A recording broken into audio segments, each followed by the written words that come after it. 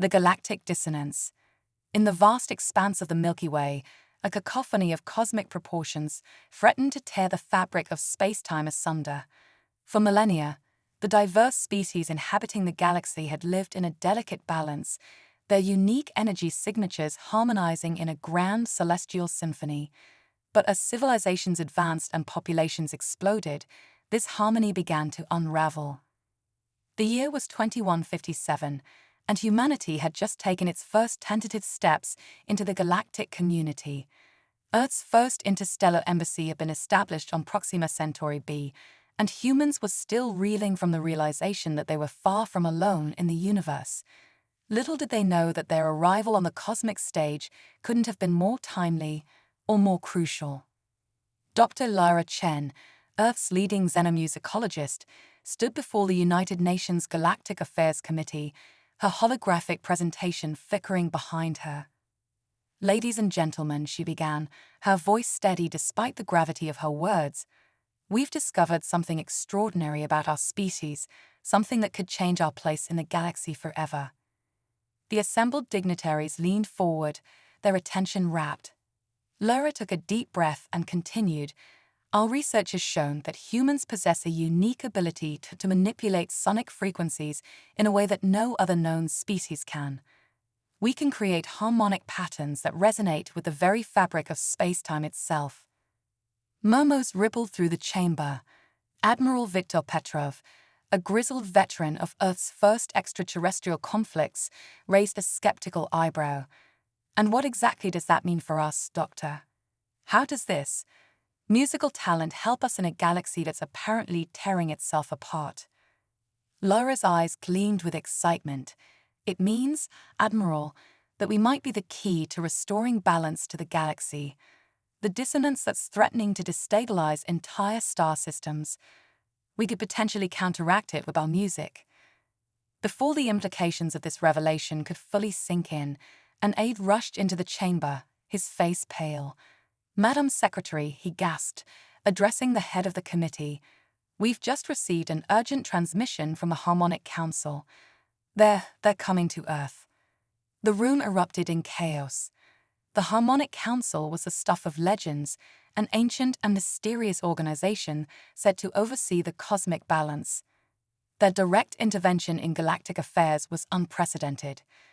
As the committee argued about how to respond, a shimmering portal materialized in the center of the chamber. From it emerged three beings of pure energy, their forms shifting and pulsating with otherworldly rhythms. The humans fell silent, awe and fear mingling in equal measure. The central figure, a swirling vortex of golden light, spoke directly into their minds. "Greetings, children of Earth. We are the Harmonic Council, guardians of the cosmic symphony. Your world stands at a crossroads, and the fate of the galaxy hangs in the balance." Dr. Chen stepped forward, her scientific curiosity overcoming her trepidation. "We've only just discovered our abilities. How can we possibly be of help on a galactic scale?" The golden being's form rippled, conveying what could only be described as a smile. "Your species possesses a gift beyond measure, the ability to weave the very threads of reality through your music. In all our ends of existence, we have never encountered a race with such potential." Admiral Petrov, ever the pragmatist, cut to the chase. "What exactly are you asking of us?" "We require your participation in the Cosmic Concordance," the being explained. "It is a grand gathering of the galaxy's most musically gifted species, held once every 1,000 years. The combined harmonies generated during this event help maintain the stability of the universe itself." The implications were staggering. Humanity, barely out of its cosmic cradle, was being called upon to play a crucial role in maintaining the very fabric of reality. "But this cycle's concordance is different," the being continued, its light dimming slightly. "The galactic dissonance has grown too strong. If balance is not restored soon, entire civilizations may be lost to the void. We believe that humanity's unique abilities may be the key to preventing this catastrophe." As the humans grappled with this revelation, alarms began blaring throughout the building. The head of Earth's defense force rushed in, his face grim. "We're detecting massive energy fluctuations in nearby star systems," he reported. "It's as if the stars themselves are screaming." The members of the Harmonic Council exchanged what seemed to be worried glances. "The dissonance spreads faster than we anticipated," the Golden Being said. "We must act quickly. Humanity must choose its champions, those who will represent Earth in the cosmic concordance." Dr. Chen stepped forward once more, her voice filled with determination. "I volunteer to lead our team. My research has only scratched the surface of our potential. Give me access to Earth's greatest musicians, and I promise we won't let you down." Admiral Petrov nodded grudgingly. "I'll coordinate with global military forces to provide security and logistical support. If this is as important as you say, we'll need to be prepared for anything." As the humans began to mobilize, the Harmonic Council shared one final, sobering piece of information. "Be warned," the Golden Being intoned, "not all participants in the concordance seek harmony. There are those who would use the gathering's power for their own ends, even if it means the destruction of countless worlds." With that ominous warning hanging in the air, the council members vanished, leaving behind a shimmering device, a map and key to the location of the cosmic concordance. Dr. Chen picked up the device, its alien technology pulsing in sync with her heartbeat. She turned to face her fellow humans, her eyes blazing with a mixture of excitement and trepidation. "Well," she said, a slight tremor in her voice, "it seems we have a universe to save. Let's make some music." As news of humanity's cosmic roles spread across the globe, a wave of both fear and anticipation swept through the population. In labs and concert halls, in underground clubs and grand opera houses, musicians of all stripes began to prepare for the challenge of a lifetime. The fate of the galaxy would rest on their ability to master the ultimate universal language, music. Little did they know that their journey to the cosmic concordance would test not just their musical abilities, but the very essence of what it meant to be human. In the face of unimaginable alien wonders and dangers, Earth's champions would need to draw upon every ounce of creativity, resilience, and harmony they possessed. The stage was set, the galaxy held its breath, and in the background, growing ever louder, the dissonance continued to build, Earth's unexpected virtuosos. The dawn broke over a changed Earth. As news of humanity's cosmic musical destiny spread, the planet buzzed with a mixture of excitement, fear, and determination. Dr. Lyra Chen stood atop the newly constructed Harmonic Spire in New Tokyo, its twisting architecture designed to capture and amplify the planet's natural frequencies. "Quantum resonance detected," flashed the holographic display before her. Lyra allowed herself a small smile. It was working. Meanwhile, in the bustling streets below, an entirely new industry had sprung up overnight. Cosmic tuners, they called themselves, street performers claiming to channel alien melodies. Some were charlatans, but others made sounds that defied earthly explanation. Admiral Viktor Petrov's gravelly voice came through Lyra's earpiece. "Doctor, we've got a situation in the Gobi Desert. You're going to want to see this." Hours later, Lyra stood at the edge of a massive crater, wind-whipping sand around her envirosuit. At the center lay a pulsing meteorite, its surface etched with symbols that seemed to shift and dance. "It's singing," whispered Paolo, the team's xenolinguist. And indeed, a haunting melody emanated from the alien rock, setting the very air around them vibrating. As they approached, the meteorite's song grew more complex, intertwining with the natural resonance of their bodies. Paolo suddenly clutched his head, crying out in pain.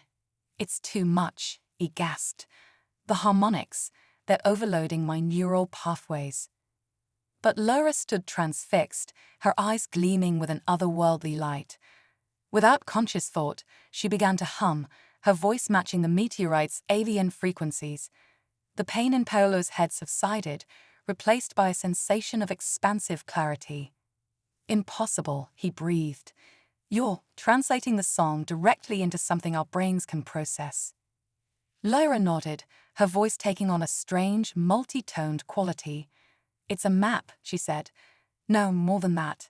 It's an invitation." Back at the harmonic spire, Earth's hastily assembled team of musical champions gathered. They were an eclectic bunch. Zara, a throat-singing prodigy from Mongolia; Kojo, a Ghanaian drummer whose rhythms could induce trance states; Yuki, a Japanese noise artist who claimed to communicate with quantum fluctuations; and twins Aidan and Iva, Irish siblings whose duets could manipulate electromagnetic fields. Admiral Petrov eyed them skeptically. "This is what's supposed to save the galaxy? A bunch of sideshow hacks." Lyra's eyes flashed. "With all due respect, Admiral, you're looking at the most musically gifted individuals on the planet. Their sideshow acts, as you call them, are the key to unlocking humanity's true potential." Before Petrov could retort, the air shimmered, and a member of the Harmonic Council materialized, this time a being of swirling indigo energy. "The cosmic concordance approaches," it intoned, "but a great darkness gathers. The cacophony seeks to twist the event to its own ends." "The cacophony?" Lyra asked, a chill running down her spine. "A faction that believes true cosmic harmony can only be achieved through the destruction and rebirth of all reality," the being explained. "They seek to use the concordance to trigger a universal collapse." The room fell silent as the implications sank in. Zara, the Mongolian singer, stepped forward. "How do we stop them?" The council members' form pulsed. "By unlocking the true power of your music, you must learn to harmonize not just with each other, but with the very fabric of space-time." With a gesture, the being conjured a shimmering portal. "Come, your training begins now." One by one, Earth's champions stepped through, finding themselves on an alien world of crystalline spires and auroral skies. Bizarre creatures drifted through the air, their bodies producing complex melodies with every movement. "Welcome to Symphonia Prime," the council member said, "the birthplace of cosmic music." For what felt like weeks, though time flowed strangely here, the humans trained. They learned to see sound, to touch harmony, to breathe in the very essence of music itself. Kojo's drums now echoed with the heartbeat of distant stars. Yuki's noise compositions could momentarily pause the flow of time. The Irish twins' duets opened miniature wormholes. But it was Lyra who showed the most promise. Her voice, already uniquely attuned to cosmic frequencies, now held the power to reshape reality itself. As their training neared its end, a new arrival caused a stir. A ship of sleek, organic design landed, disgorging a delegation of aliens. Their bodies were mosaics of bioluminescent patches, pulsing in complex rhythms. "The Luminov," the council member explained. "Masters of photonic harmonics. They will be your allies in the concordance." The leader of the Luminov approached Lyra, its light patterns shifting rapidly. To everyone's surprise, Lyra's skin began to glow in response, matching the alien's bioluminescent communication. "Extraordinary," the Luminov leader said, its voice a symphony of light and sound. "Your species holds more promise than we dared hope." But their wonder was short-lived. Alarms blared across Symphonia Prime. The council members' form flickered anxiously. "The cacophony," it said. "They've launched an attack on the concordance site. We must depart immediately." As they rushed to their ships, Lyra felt a tremor of doubt. Were they truly ready for this? The fate of the entire universe rested on their untested abilities. Sensing her unease, Zara placed a hand on Lyra's shoulder. The Mongolian singer's eyes held a fierce determination. "We are the music of humanity," she said, "and our song will not be silenced." With a nod, Lyra squared her shoulders. Whatever challenges lay ahead, Earth would face them with courage, creativity, and harmony. As their ships lifted off, joining a vast armada of musical allies, the humans began to sing. Their voices merged with the hum of the engines, the rhythm of their hearts, the very pulse of the cosmos itself. The cosmic concordance awaited, and with it, the ultimate test of humanity's place in the grand universal symphony, the quantum crescendo. The fleet of Earth's musical champions and their alien allies dropped out of hyperwarp into a scene of cosmic chaos. Before them stretched the melodic nexus, an ancient artificial star system designed to host the cosmic concordance. Its planets, each a massive instrument, orbited a pulsating neutron star in perfect harmony, all they should have. By the cosmic metronome, gasped Yuki, the noise artist. It's already begun. The nexus was under assault. Dark, discordant energy lashed between the planets, disrupting their orbits. At the center, the neutron star flickered erratically, its pulses growing weaker with each passing moment. Admiral Petrov's voice crackled over the comms. Status report now. Lyra's fingers danced over the ship's harmonic interface, translating the cosmic cacophony into comprehensible data. The cacophony has infiltrated the Nexus core systems, she reported. They're trying to desynchronize the entire structure. If they succeed, reality itself will unravel, finished the Luminov leader, its bioluminescent patterns flashing urgently. Kojo, the Ghanaian drummer, leaned forward, his eyes fixed on the chaotic scene. Look, other ships are arriving. Are they friends or foes? A dizzying array of vessels materialized around them. Some were organic, pulsing with bioluminescence like the Luminov ship. Others were crystalline structures that seemed to sing as they moved. Still others defied description, their forms shifting in mind-bending ways. The other contestants, Zara breathed in awe. The galaxy's greatest musicians. But not all the new arrivals were allies. A fleet of obsidian ships, their hulls etched with painful anti-harmonics, surged toward the Nexus core. Cacophony Vanguard, shouted Aiden, one of the Irish twins. They're making a push for the central planet. Lyra made a split-second decision. All ships, form up. We need to reach that planet first. Humanity will lead the charge. As their fleet accelerated, the twins, Aiden and Ava, began to sing. Their duet, honed on Symphonia Prime, warped space-time around their ships, creating a slipstream of accelerated reality. They shot past the cacophony forces, their allies close behind. But as they approached the central planet, a massive crystalline sphere that seemed to be the Nexus main control center, a new obstacle appeared. Quantum harmonics minefield, Yuki shouted. If we hit one of those, we'll be shunted into another dimension. Lyra closed her eyes, extending her newfound senses. She could feel the quantum fluctuations, their discordant notes jarring against the cosmic background radiation. Without opening her eyes, she began to sing. Her voice, carrying the raw power of Earth's musical legacy, resonated with the quantum minds.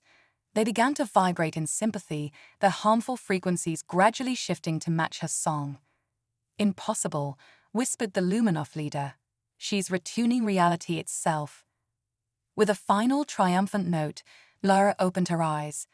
The minefield had transformed into a shimmering gateway, its harmonics now aligned with their ships.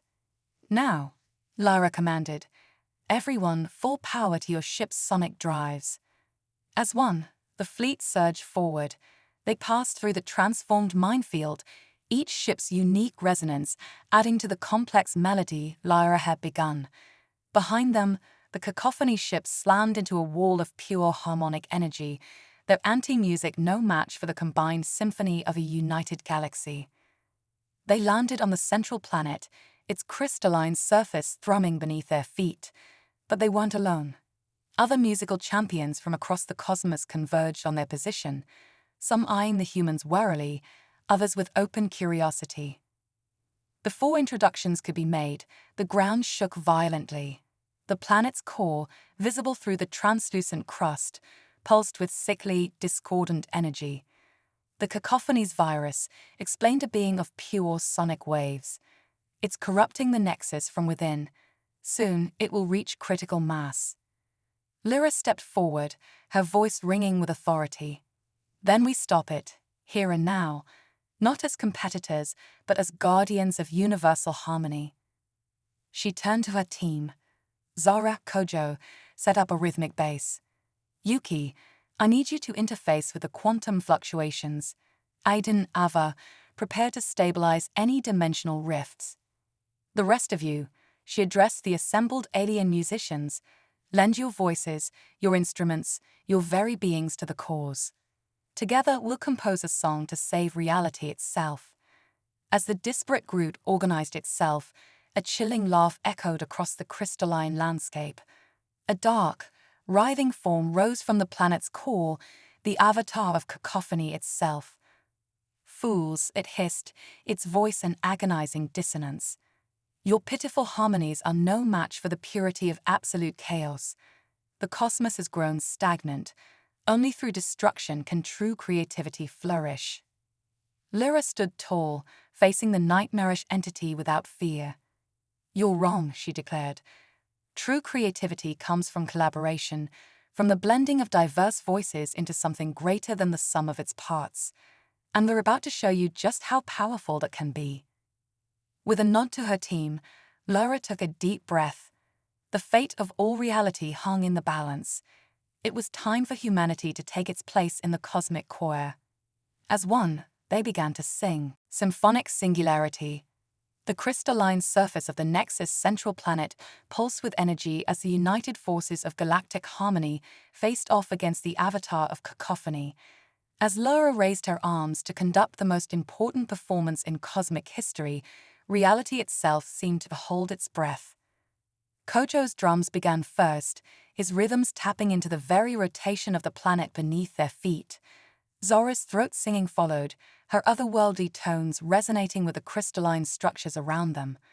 The Irish twins, Aiden and Ava, harmonized in counterpoint, their voices weaving a protective field against the encroaching chaos. Yuki closed her eyes, interfacing directly with the quantum foam of space-time.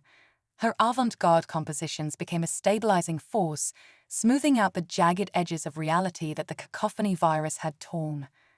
Alien musicians joined in one by one, each adding a unique layer to the evolving symphony. Crystalline beings rang like cosmic bells, their bodies becoming living instruments. Energy entities pulsed in complex patterns, their very essence becoming part of the music. Gaseous aliens from the depths of nebulae added breathy overtones that seemed to come from everywhere and nowhere at once. At the center of it all stood Lyra, her body glowing with an inner light as she conducted the galaxy's greatest concert. Her voice soared above the rest, a pure tone that carried the hopes and dreams of humanity to the farthest reaches of the cosmos. The avatar of cacophony writhed in agony, its form destabilizing as the harmony grew stronger. No, it shrieked, its voice a painful dissonance. You cannot deny the inevitability of entropy. The universe must be reborn in chaos. Lyra's eyes blazed with determination. The universe is constantly reborn, she countered, her voice amplified by the combined power of the galactic choir. Every note, every harmony, every new combination of sounds creates a new reality. We don't need destruction to innovate, we need collaboration. As the battle raged, strange phenomena began to manifest around them. Quantum fractals bloomed in the air, their intricate patterns shifting in time with the music. Miniature galaxies spawned and swirled in the space between notes. The very fabric of reality began to ripple and dance. The Nexus is reaching critical resonance, shouted the Luminov leader, its bioluminescent patterns flashing urgently. If we push any harder, we risk collapsing the entire system into a singularity. Lyra's mind raced. A singularity, a point where the laws of physics break down, where anything becomes possible. It was risky, but it might be their only chance to purge the cacophony virus completely. Everyone, listen carefully. Lyra's voice cut through the cosmic symphony. We're going to ride the wave of resonance. When I give the signal, pour everything you have into one final, unified note. We're going to create a symphonic singularity. The avatar of cacophony lashed out desperately, sending tendrils of anti-music to disrupt their performance.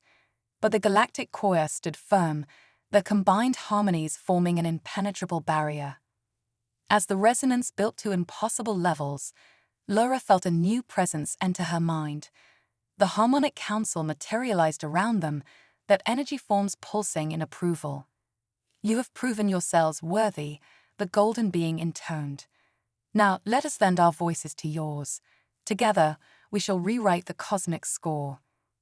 With the council's power added to their own, the music swelled to unimaginable heights. Reality buckled and swayed around them. At the heart of the nexus, the neutron star began to pulse in perfect time with their symphony. Lyra raised her hands for the final crescendo. "Now," she cried, "for the harmony of all creation." As one, every voice, every instrument, every quantum fluctuation merged into a single perfect note, a note that contained within it the entire history of the universe, every possible future, every dream and fear and hope of every sentient being. The world went white. When awareness returned, the gathered musicians found themselves floating in a sea of pure possibility. The laws of physics were suggestions here, malleable to the will of harmonious intention. The avatar of cacophony was there too, but transformed. No longer a writhing mass of discord, it had become a shimmering field of potential, waiting to be shaped. "I understand now," it whispered, its voice a blend of wonder and remorse. True chaos isn't the absence of order, but the infinite potential for new forms of harmony. Lyra nodded, extending her hand to the reformed entity. "Join us," she offered. "Let's compose the next movement of the cosmic symphony together." As the singularity began to stabilize, a new universe took shape around them.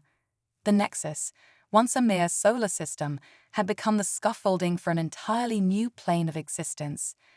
One where music and mathematics, art and science, order and chaos blended seamlessly. The Harmonic Council surveyed their work with satisfaction. "The cosmic concordance is complete," they announced, "and thanks to Earth's champions, it has surpassed our wildest expectations. A new age of creation dawns."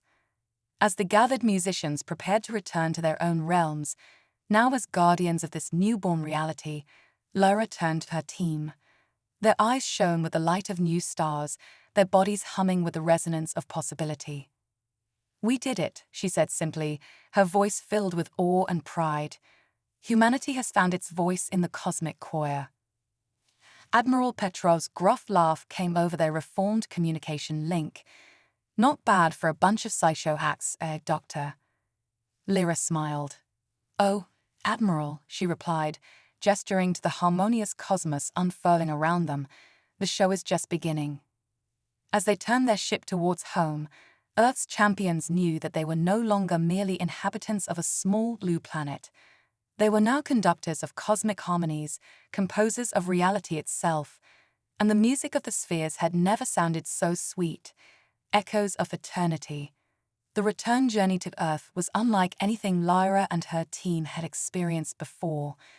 Their ship, now infused with the energies of the symphonic singularity, sailed through the cosmos on waves of pure harmony. Stars pulsed in rhythm with their passage, and nebulae sang haunting melodies as they passed.